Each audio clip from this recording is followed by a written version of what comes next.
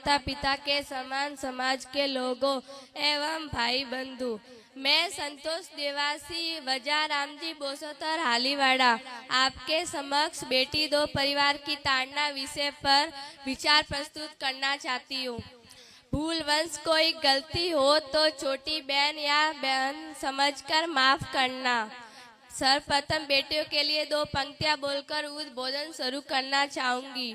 मेहंदी कुमकुम रोली का त्योहार नहीं होता, मेहंदी कुमकुम रोली का त्योहार नहीं होता, रक्षाबंधन के चंदन का प्यार नहीं होता, रक्षाबंधन के चंदन का प्यार नहीं होता। उसका आंगन एकदम सूना सूना रहता जिसके घर में बेटी का अवतार नहीं होता। बेटी किसी भी परिवार की शान होती है। अपने देश में बेटी को लक्ष्मी का रूप माना जाता है। बेटियों के बिना कोई भी परिवार प्रगति कर भी लेगा, लेकिन जो लगाव है स्नेह बेटियों से प्राप्त होता है वो अतुल्य है। एक बेटी माँ, बहन एवं बहू तीनों का किरदार निभाते हुए दो परिवार को संस्कारित करती है एवं परिवार को जब तक वह अपने माँ बाप के घर में होती है तब वह पापा की परी, माँ की लाडली, भाई की मददगार बनी रहती है एवं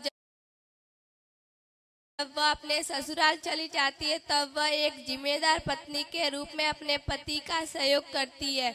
इसीलिए तो कहा जाता है कि राखी किस बहू कहाँ से लाओगे, राखी किसे बंधवाओगे।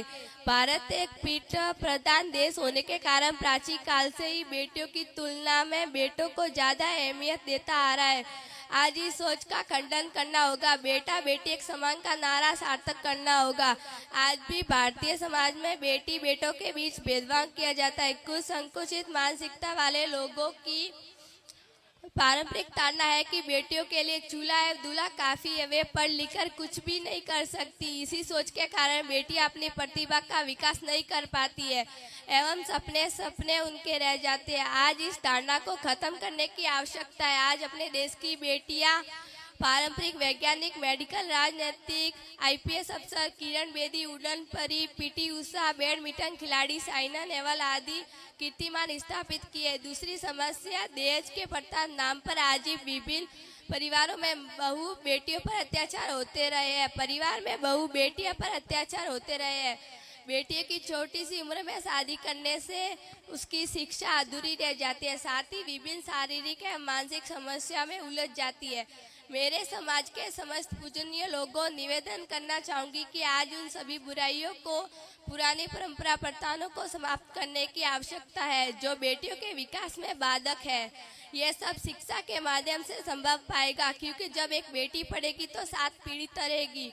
वह अच्छे बुरे का बीच फर्क करना जान पाएगी। जागरूक होने से बेटी अत्याचार से बच पाएगी। और मेरा मानना है कि वर्तमान में शिक्षा वह हथियार है जिसकी धार तलवार की धार से भी तेज होती है। इसीलिए हमें बेटों के साथ साथ बेटियों को शिक्षा का समान अवसर प्रदान करें, उन्हें आगे बढ़ाने में सहयोग करना चाहिए। अतः मैं सभी पूज्य जनों का धन्यवाद करना चाहूंगी। आपने मुझे अपने विचार व्यक्त करने का मौका दिया। बेटियों के लिए 2 शब्द कहकर उद्बोधन समाप्त करना चाहूंगी।